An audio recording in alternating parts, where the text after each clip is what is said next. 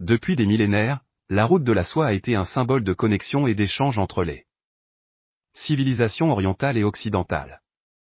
Inspirée de cette illustre route commerciale, la Chine a lancé l'initiative de la ceinture et de la route BRI, pour Belt and Road Initiative, également connue sous le nom de One Belt, One Road Bobor.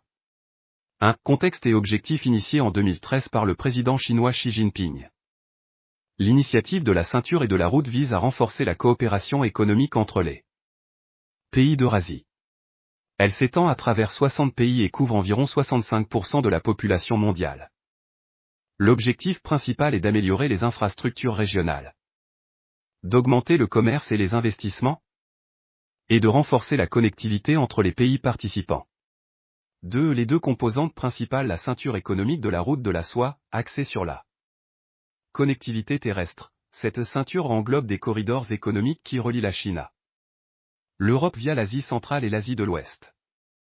La route de la soie maritime du XXIe siècle, orientée vers la connectivité maritime. Cette route relie les ports maritimes stratégiques en Asie de l'Est, en Asie du Sud-Est, en Asie du Sud, en Afrique et en Europe. 3. Impacts économiques et stratégiques. L'initiative a déjà entraîné d'énormes investissements dans des projets d'infrastructures tels que les routes, les chemins de fer, les ports et les pipelines. Non seulement cela a stimulé l'économie chinoise, mais cela a également renforcé sa position en tant que puissance mondiale majeure.